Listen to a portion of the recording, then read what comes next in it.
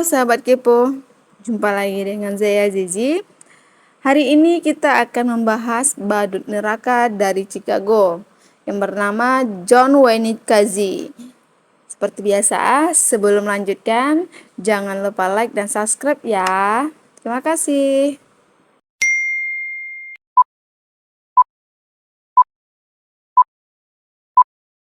John Wayne Gacy lahir di Chicago pada tanggal 17 Maret 1942. Gacy merupakan anak kedua dari 3 bersaudara. Ayahnya bernama Wayne Gacy dan ibunya bernama Marion Elani. Ayahnya Gacy ini merupakan seorang pemabuk dan suka melakukan kekerasan fisik terhadap istri dan anak-anaknya. Gacy sendiri sering dipukul ayahnya dengan sabuk kulit dengan mengatakan kata-kata yang tidak pantas didengar saat itu seperti kata benci, banci, bodoh, dan anak mama. Pada usia 18 tahun, Gacy pindah ke Las Vegas, Nevada. Hal itu ia lakukan karena dia sudah tidak sanggup menghadapi perlakuan kasar dan hinaan dari ayah kandungnya. Di Nevada, Gacy ini bekerja sebagai pelayanan ambulan. Kemudian dia dipindahkan ke ruang mayat. Gacy selalu menghabiskan waktunya tidur di depan ruang pembalsaman. Pada suatu hari, Gacy menerima mayat seorang laki-laki muda yang sangat tampan. Tanpa sadar, Gacy membelai dan mulai terangsang terhadap mayat tersebut. Setelah kejadian ini, Gacy memutuskan untuk pindah dari rumah sakit tersebut. Setelah kejadian malam itu, Gacy mulai tidak nyaman menghadapi mayat-mayat laki-laki. Dia selalu terangsang dan bernafsu ketika membersihkan mereka, sehingga Gacy memutuskan untuk berhenti dari pekerjaan di rumah sakit tersebut. Setelah berhenti di rumah sakit, Gacy pulang ke kampung halamannya ke Chicago. Kemudian dia kembali kuliah di Northwestern Business College dan lulus pada tahun 1963. Setelah lulus, si Gacy kemudian bekerja di perusahaan sepatu Nanbas. Karena pekerjaannya baik, Gacy ini dipromosikan ke posisi manajemen. Di pabrik sepatu inilah Gacy bertemu dengan wanita bernama Marlene Myers. Mereka berpacaran selama 9 bulan. Kemudian mereka menikah pada tahun 1964. Pada tahun 1966, Gacy ini menerima tawaran dari ayah mertuanya untuk mengelola 3 restoran KFC di Waterloo. Tawaran itu sungguh sangat menggiurkan, sehingga setelah dorongan dari sang istri, si Gacy inisiatif pindah ke Waterloo. Sampai di Waterloo, si Gacy ini termasuk orang yang sangat gigih dalam menjalankan usaha KFC tersebut, sehingga usaha KFC tersebut berkembang pesat pada saat itu di Waterloo. Gacy termasuk orang yang sangat baik dan ramah terhadap karyawan serta masyarakat setempat, sehingga Gacy dikenal dengan orang yang sangat baik. Gacy memiliki 2 orang anak. Anak pertamanya bernama Michelle yang lahir pada bulan Februari 1966, dan anak keduanya bernama Christine yang lahir pada bulan Maret 1967. Dengan berkembang pesatnya restoran KFC yang dikelolanya, Gacy merasa semakin sempurna ketika sang ayah yang selama ini melakukan pelecehan fisik dan emosional meminta maaf kepadanya. Bahkan dengan bangga ayahnya mengatakan, "Nak, aku telah salah menilaimu." Hal itu membuat Gacy semakin bahagia. Dia merasa hidupnya sangat sempurna karena semua kebaikan menghampiri dirinya.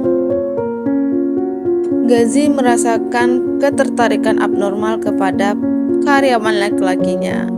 Walaupun Gacy memperkerjakan para remaja baik laki-laki maupun perempuan di restorannya, ia hanya bersosialisasi dengan para karyawan laki-laki saja. Dengan alibi tersebut, Gacy membuka klub di ruang bawah tanahnya, tempat ia mengizinkan karyawannya untuk minum alkohol dan bermain biliar. Hal itu dilakukan Gacy hanya untuk menarik perhatian para karyawan laki-lakinya dan memberi citra yang baik di mata mereka. Pada tahun 1968, Ghazi mulai melakukan pelecehan terhadap karyawan di restorannya. Hal ini terungkap setelah ada karyawannya yang melaporkan ke polisi bahwa mendapat perlakuan pelecehan seksual dari Ghazi. Namun Ghazi mengaku tidak bersalah. Dia menolak telah melakukan kejahatan. Namun pada bulan Agustus tahun 1968, Ghazi membayar seorang pemuda lain untuk melakukan serangan fisik kepada salah satu penuduhnya untuk mencegah anak tersebut bersaksi melawannya di pengadilan. Namun aksi itu gagal. Pemuda yang dibayar Ghazi ditangkap oleh polisi. Pria tersebut mengaku bahwa dia dibayar Ghazi untuk menganiaya atau mengancam laki-laki yang telah melaporkan Ghazi ke kantor polisi. Pada tanggal 3 Desember 1968, Ghazi didakwa atas perbuatan sodomi dan dijatuhi hukuman 10 tahun di Lembaga Pemasyarakatan Negara Bagian Iowa. Namun Ghazi hanya menjalani masa tahanan selama 18 bulan. Hal itu karena polisi mengatakan Ghazi selalu melakukan perbuatan baik dan perilaku yang baik selama penahanan. Pada tanggal 18 Juni 1970, Ghazi dibebaskan. Namun ketika Ghazi dipenjara, istrinya melayangkan suratan cerai kepadanya, hingga hak asuh anak jatuh kepada sang istri. Tidak hanya itu, ketika Ghazi dipenjara, ayahnya telah meninggal dunia saat dia dipenjara. Dan setelah dia dibebaskan, dia kembali ke rumahnya di Chicago dan tinggal bersama ibunya. Pada tahun 1971, mereka menjual rumah lama dan membeli rumah baru yang bergaya peternakan di barat laut kota.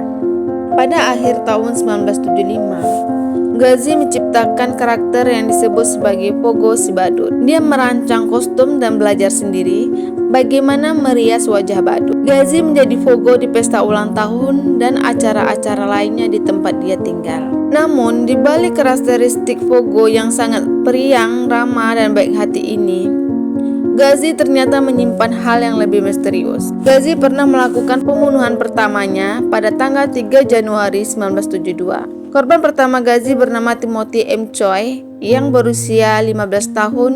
Dia ketemu dengan Timothy di terminal bus Grenhorn di Chicago. Pada saat itu, Timothy melakukan perjalanan selama liburan musim panas. Ghazi merayu Timothy untuk masuk ke mobilnya. Ketika di mobil, Ghazi kemudian menikam Timothy hingga tewas. Setelah itu dia melakukan pelecehan seksual kepada mayat Timothy. Korban terakhir Ghazi adalah Robert Pies yang berusia 15 tahun. Ghazi menculik dan membunuh Pies pada tanggal 11 Desember 1978. Setelah menghilangnya Pies, ibu Pies kemudian membuat laporan ke polisi bahwa anaknya tidak pernah pulang ke rumah. Setelah melakukan penyelidikan, polisi menemukan fakta bahwa sebelum menghilang, banyak saksi mata melihat Ghazi berbicara dengan Pies di apotik tempat dia bekerja.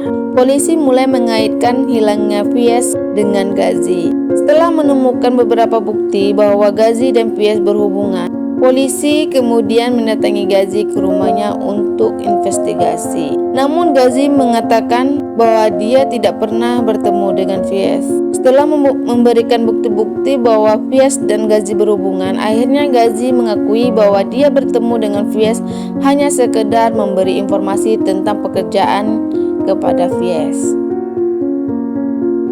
Kecurigaan polisi semakin bertambah ketika mereka datang ke rumah Ghazi. Di dalam ruangan tersebut tercium aroma yang sangat menyengat. Polisi semakin yakin bahwa Ghazi adalah pelaku kejahatan tersebut. Kemudian polisi mendapat surat perintah penggeledahan terhadap rumah Ghazi. Setelah melakukan penggeledahan, polisi menemukan 26 mayat di ruang bawah tanah rumahnya. Mayat-mayat tersebut semuanya berjenis kelamin laki-laki. Ada sebagian yang sudah menjadi tulang belulang, dan sebagian lagi masih bangkai atau mayat yang sudah membusuk. Ghazi hanya terdiam setelah mendapat bukti-bukti tersebut. John Wayne Ghazi ditangkap pada tanggal 21 Desember 1978. Ghazi mengakui bahwa sejak tahun 1972 dia telah melakukan pembunuhan sekitar 20-30 orang anak laki-laki. Ghazi mengaku kepada polisi ia mengambil remaja atau para korbannya yang lari dari rumah atau seorang gigolo anak-anak dari stasiun Greyhound Bus Chicago. Hal ini dilakukan baik dengan menjanjikan mereka uang untuk seks, menawarkan pekerjaan perusahaan konstruksi miliknya, atau hanya dengan kekerasan atau penculikan. Gazi tidak hanya melakukan pelecehan terhadap mereka, Gazi juga memborgol atau mengikat mereka. Seringkali Gazi melakukan pelecehan dengan memasukkan pakaian ke mulut mereka untuk mencegah mereka berteriak. Gazi juga mencekik mereka dengan tali atau memukul badan mereka dengan papan yang telah disediakannya. Ia melakukan tindakan seksual kepada mereka setelah mereka tidak berdaya. Kejahatan yang dilakukan Gazi menggemparkan Chicago pada saat itu. Setelah melakukan beberapa persidangan, pada tanggal 12 Maret 1980, Gazi dinyatakan bersalah pada 33 tuduhan pembunuhan. Walaupun pengacara Gazi mengejar dan pembelaan atas kegilaan yang dilakukannya, tetap dijatuhi hukuman mati oleh hakim. Pada tanggal 10 Mei 1994, hukuman mati untuk Gazi dilaksanakan di Sitterfield Correctional Center di Crest Hill, Illinois. Hukuman ini yaitu dengan cara disuntik mati.